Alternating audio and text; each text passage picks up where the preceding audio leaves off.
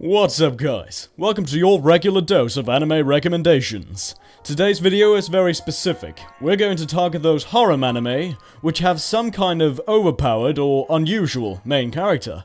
So, hopefully you'll find an anime or two that you might want to pick up. Without further ado, let's start. And first on the list is Absolute Duo. This anime's name tells you exactly what it's all about. There are these things called blazers that get manifested through the fabric of one's soul, but not everyone can do this, and those who can are students at a certain academy. Now here's where the plot kicks in. The students have to pair up and form a bond that is strong enough to attain the power called Absolute Duo. The main character, named Toru, is one such guy who's had a rough past. He lost his sister as well as his friends. He's a student at that very academy, and he's a bit different from the others. How exactly? Well, that's something you'd have to find out yourself. Anyways, this anime is quite cliché, so consider that before watching it. Otherwise, you might get disappointed. And up next, we got Val X Love. Whew, okay, bloody hell. This anime's been classified into a lot of genres, but there is still one tag that seems to be missing. And that's hentai. You see, this anime is one of those that take ecchi scenes to the next level.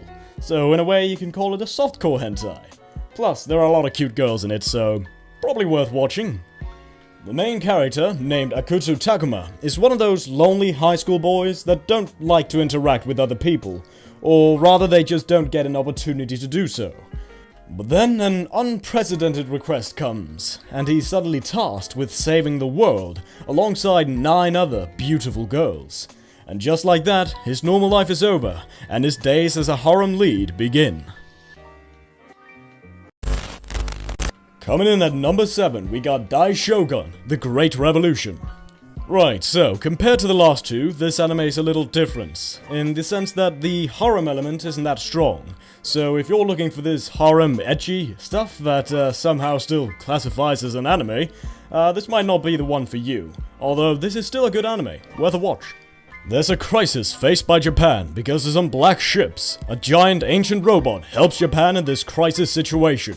Now, here's where it gets interesting. Even though the outfits of the characters are all traditional, and the story takes place in the late Edo period, for those of you who don't know what the Edo period is, it's kind of like an era that started in the early 17th century and ended in the 19th century. Go Google it if you want some more info. So, as I was saying, the story takes place in the late Edo period, yet there are still these robot-like things that need a pilot to operate, and the pilot has to be a virgin. Yeah. So you can probably guess what the enemies would try to do in order to stop the main character from ever riding that robot again. Well then, let's move on before we get too demonetized. And coming up next, we got Tri-Age X. Let's try to explain this anime in one sentence, guys. I'd probably say 10 episodes of constant opie and a few explosions. That sums it up pretty well. But now, the main character, Arashi, is a guy who lost all the things he held dear in life. He lost his family and even his best friend. It all happened because of a terrorist attack. But after meeting someone who understands what it's like to lose everything, he joins an organization whose goal it is to exterminate all these phenomenal terrorists. But not just terrorists either. This organization wants to annihilate all evil, be it a gangster or an illegal weapon dealer, or even a politician. If they're evil, they must die. The name of the organization is Black Label. They go around labeling people bad and then killing them. As Arashi is part of this organization, he works together with a few cute ladies, and whenever they are out on a mission, well, opie are almost certain to pop up. Coming up next, we got Kanojo ga Flag wo Orebatara. Ah, finally. An anime that doesn't use action to justify the popping up of opie. Well, it isn't an ecchi anime neither, so you probably won't find all that much opie here. In this anime, there are flags, like if you somehow end up with a death flag, you'll die, or if it's a romance flag, you'll love. In a way, this is fate, or luck, if you could say that. The main character, Sota Hatate, is someone who can see these flags above people's head. and if he can see them, he also has the freedom to stop whatever they will do. But he thinks that only bad things happen to people who choose to be around him, so that's why he likes to keep his distance from other people. However, he transfers to a new school, and even saves someone who was about to die on his very first day. A classmate noticed him doing this, and just like that, Sota's life as a harem protagonist begins. If you choose to watch it, it's a great anime. The main character is overpowered in the sense that he has an uncanny ability. Also, the comedy factor isn't bad neither. There are a lot of hilarious characters that make up for the absence of too much opai. Up next on the list, we got Kensen Robo Daimedala. So, this anime is about finding a penguin robot. But that's not all, there are also some opai-filled magazines.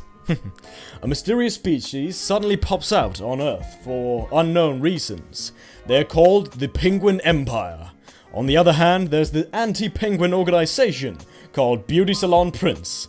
I know the names of these organizations sound ridiculous, and the plot isn't much of a stretch neither, but hey, the true strength of this anime is the main character.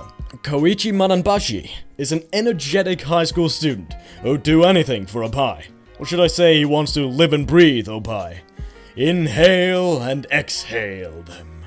Wait. That sounded weird. I'll stop, sorry.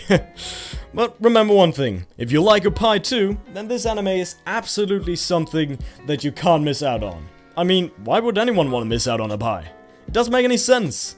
Maybe you've already got some, but hey, the more the merrier. Up next, we got Ulysses Jeanne d'Arc.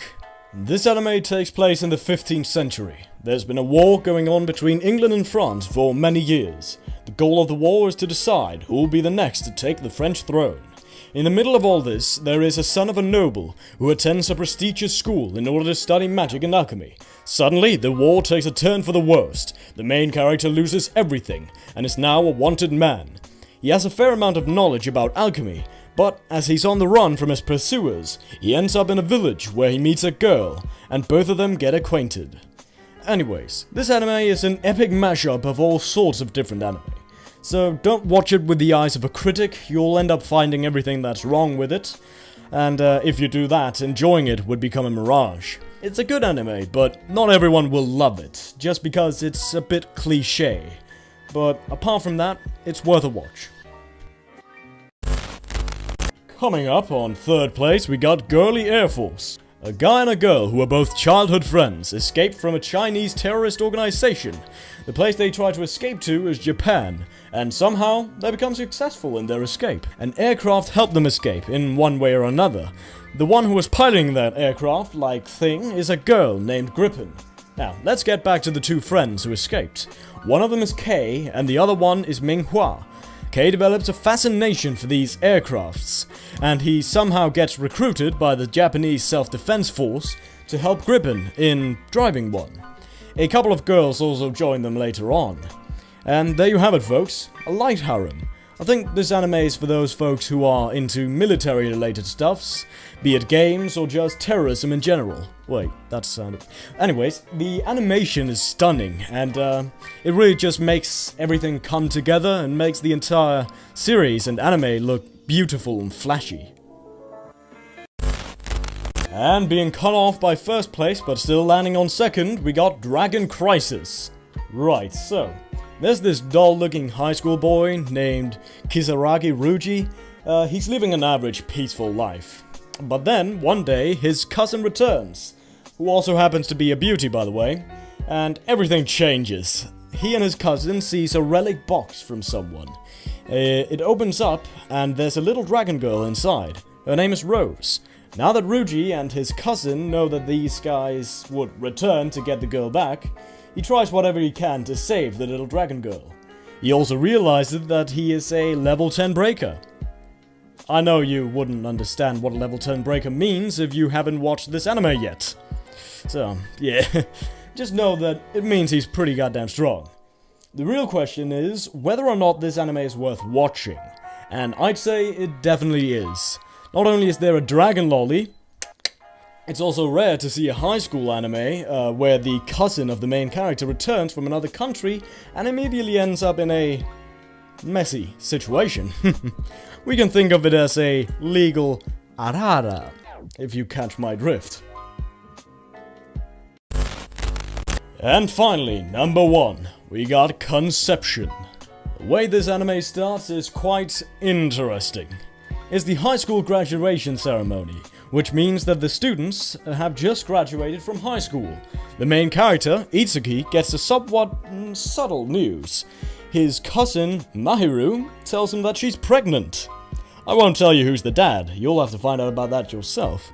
However, the moment she shares this news with her cousin, a strange shining gate pops up, and the two of them are transported into a different world. This new world is called Granvania, and the impurities there have been causing chaos and disorder. Now let's get back to the main character, who's now in this new world. He meets with the Star Maidens, and his job is to produce star children, and also fight the impurities. That's the only way he and his cousin can return home. He has no choice but to do the job he's given. However, even though the anime is about a guy who has to sleep with a bunch of girls, the fan service might not be what you're expecting. It is rated PG after all.